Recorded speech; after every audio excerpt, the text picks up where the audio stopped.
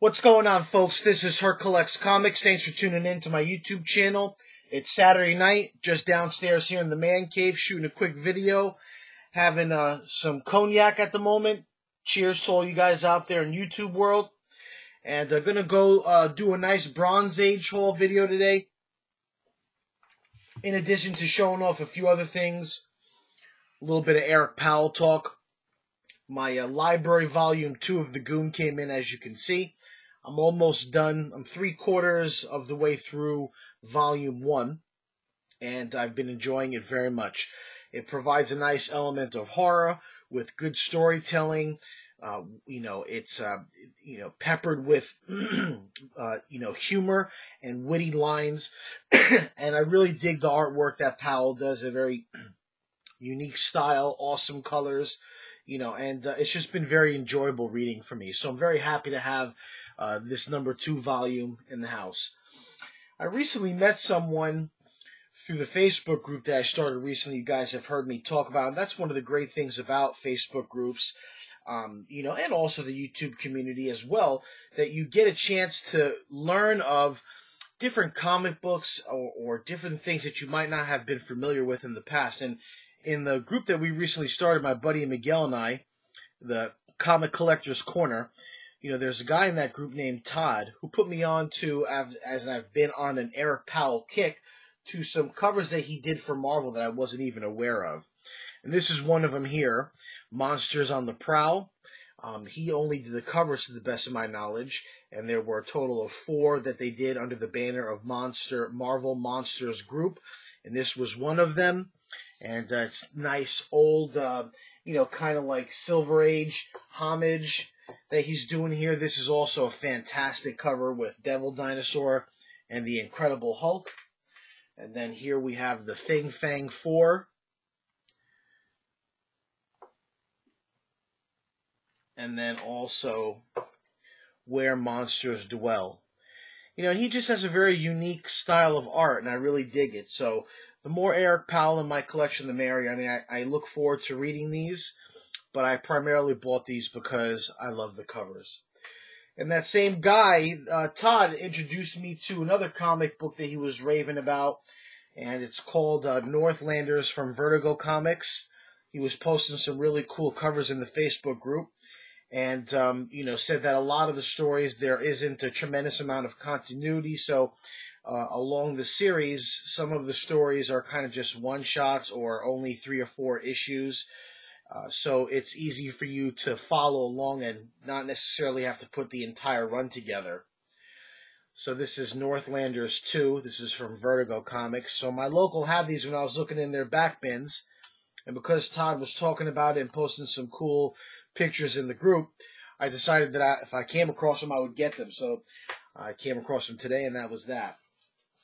Aside from that, I also, I love Copper Age because that's kind of like where I started at.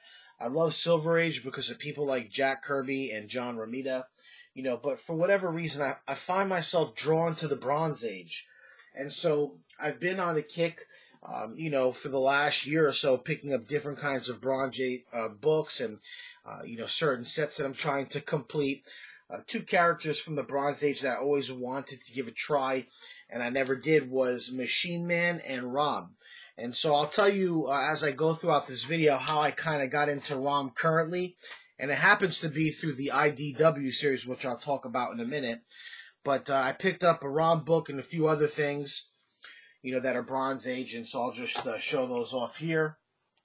So this here we have, let me put this back a little bit. Always trying to find like a good setup. So I'll do it one at a time. So this here is Power Man number 48. It's the first appearance, where the Iron Fist and Luke Cage meet for the first time. So this is probably about a very fine, maybe a very fine plus. It's a good spec book, too, with the Defender series coming to Netflix down the line. You can still get this book at an affordable price. And because Luke Cage has his own series and Iron Fist is coming with an eventual meetup in the Defenders down the line with Daredevil, I thought that this was a good book to add to my collection. Plus, it's a Bronze Age book from 1977, if I'm not mistaken. And so again, this book is still something that is in the very affordable range. It might have potential down the line if the Defenders Netflix series does well. Another book that I've wanted for some time because I'm a fan of John Romita and I finally pulled the trigger on is Strange Tales number 169 featuring Brother Voodoo, and a fantastic cover by John Romita Sr. My buddy Reaper Tate recently picked this up at the Garden State Comic Con in the summertime. And so I got a good deal from the seller on this. I made him an offer and he accepted. And so this is a little bit of a mid-grade copy book, but, you know, it's still happy to have it in my collection. You know, it's pretty still sharp colors. All the pages are intact, with the exception of a little teeny tick that's missing right next to the last O in the top right corner. You can't see it too well, but happy to have that in my collection as well. This is a book that I really, really am happy to have to my collection. It's the first appearance of Machine Man, 2001: A Space Odyssey, issue 8. And the last 3 issues of the series focused around Machine Man, aka X-51. This is a very high-grade copy, probably in the 9.4 range. I got a good deal on this. Again, it was one that I made an offer on and was accepted. And I also got the issues that followed. These are not in the best condition, but just reader copies because I have the entire complete set of Machine Man. It's not that many issues, but I didn't want to. I'm kind of a stickler again for continuity, so I didn't want to start with Machine Man number 1. I wanted to start with the story arc in the 2001: A Space Odyssey. So again, the last 3 issues revolve around Machine Man. So this is issue number 9, pretty beat up reader's copy, and then issue number 10. So again, happy to have these in my collection. I look forward to reading these. I try to start reading this today, but you know, it didn't work out with how things were flowing in my house with the kids and stuff. But anyway, very happy to have this. I mean, this is you know, a damn good copy, so very happy about that. So now on to Rom. Rom was the other character that I wanted to get into, and I recently read the first 2 issues from IDW, and I really, really liked it. You know, IDW picked up the rights from Hasbro, and they are now printing it since there are a lot of other properties in the IDW tent, like you know, Transformers and G.I. Joe and whatnot. So when I started reading these, I was enjoying them so much, but then I kind of started to feel guilty, like I didn't read the first series from Marvel back in the late 70s and early 80s. So the one guy, I ended up getting quite a few ROM books, which I'm going to do in a separate video, but in the haul that I'm doing now, I also ended up picking up issue number 1. Now, this guy had some of the books I'm going to show here now remaining. He was like one of those guys that bought books 30 years ago, bagged and boarded them, and had multiple issues of each. This ended up being his last ROM. He advertised it as a 9.4, and it came really banged up somehow in the packaging, or unbeknownst to him, there were lines that dented the cover going this way and this way, and there's also some dings and dents here which you won't see because of the glare of the plastic. But I was pretty upset about that. You know, it was a total of 4 or 5 books that I got from the guy, all of which were in great condition except for this. So when I complained, you know, politely, of course, he gave me a full refund on this book. So I got this for free, and now I have a mid-grade reader's copy. Now, I'll tell you what happened after that. In addition to the ROM 1, I also bought this from him.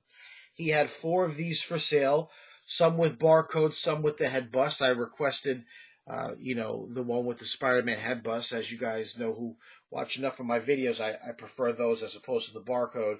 This is a great 9.4 copy. And the refund that I got for the dented up ROM, I ended up getting, because it was basically the same amount of money, I ordered a second one of these, which is in the mail. I know that this book has potential, and we might see She-Hulk rumors are alluding to down the line on the big screen. And so this is still affordable. It's the, you know, according to my buddy Miguel, I learned this yesterday, that this was the last superhero that Stan Lee was responsible for creating, something I did not know. So I got a second one of these in the mail. Again, these are high grade with white pages. I've got it in Mylar and thick full-back board, but very happy to have this book in my collection. If you guys come across this book at a good price, I recommend getting it. And the same seller also got this, Micronauts #1, with a cover by David Cockrum and Al Milgrom, story by Bill Mantlo. I wasn't necessarily hunting this issue down.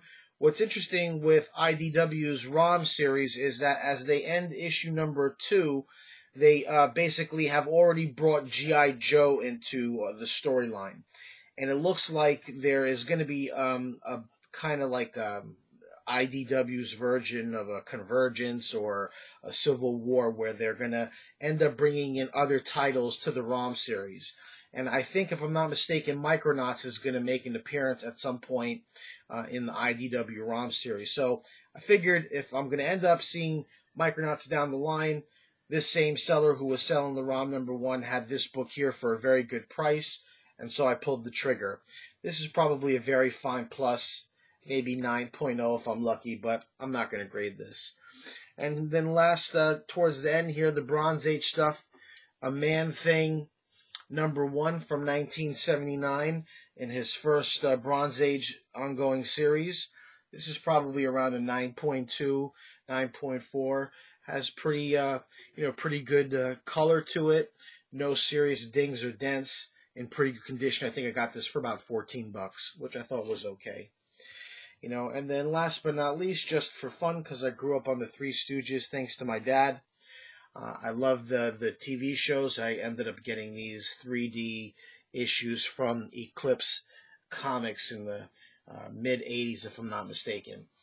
And so they also have the 3D glasses included. And very happy to add these to my collection. I look forward to reading these, breaking out the glasses and all that, and enjoying some Three Stooges in 3D. So that's my haul, my friends. A little bit of Eric Powell, a little bit of Bronze Age goodness. And, of course, I think out of all these books, which I'm very happy to have added to my collection, the one that I'm most excited about is this Jack King Kirby first appearance of Machine Man, which is, again, is a pretty solid copy in the 9.4 range. So very happy to have this in my collection, and appreciate you guys watching my videos. I'll catch you down the line.